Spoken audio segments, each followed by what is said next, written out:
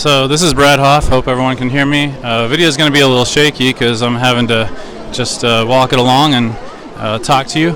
I'm in Damascus, Syria. It's November 2016, and life is shockingly, absolutely normal.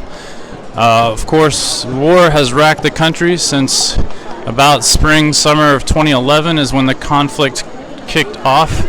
Conflict that has taken, by some estimates, over 500,000 lives. The media in covering Syria has tended to cover it from afar.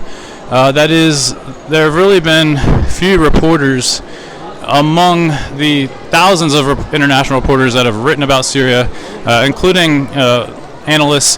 Few reporters these days report from the ground.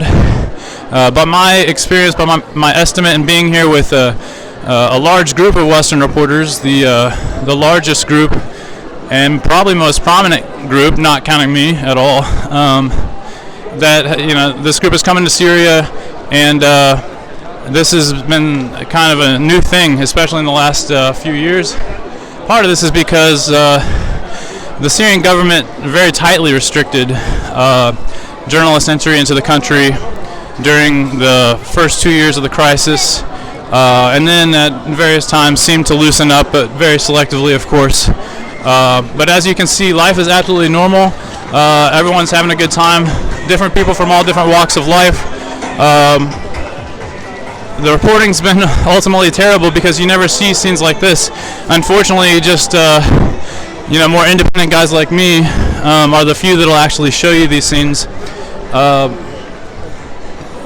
What the West wants to do is Western media tends to create a kind of false binary in terms of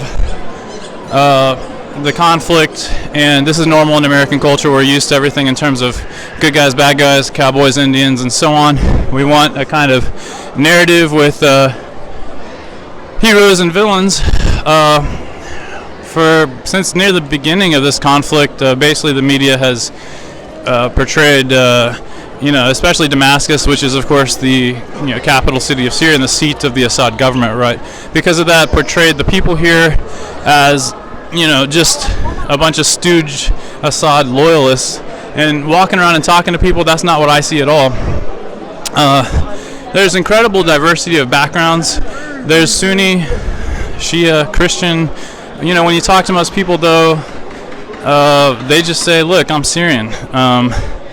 People in America don't go around and identify themselves first and foremost by I'm this, that, or the other in terms of ethnicity or religion. Can you imagine that happening?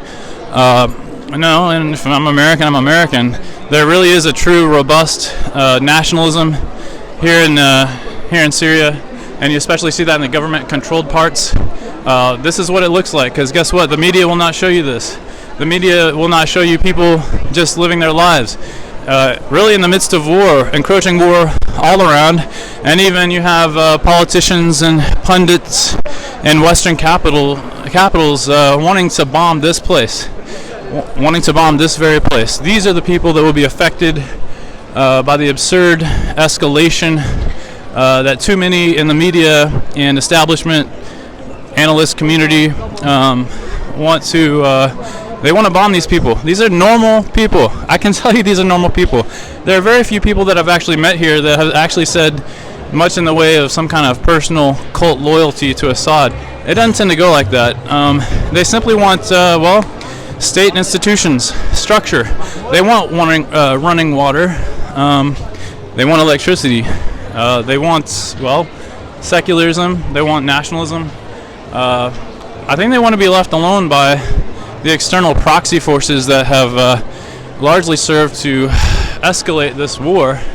And look, my narrative is not too smooth here. I'm just kind of exhausted and talking to you just off the cuff, just stream of conscience, what's in my head, what's in my experience. But I've been talking to people all day, and I'm telling you, I have not once heard the kind of anything reflected of the kind of cartoonish narrative that were given in the media. The idea that everyone around here, because they're in Damascus, they're some kind of pro-Assad loyalists and so on.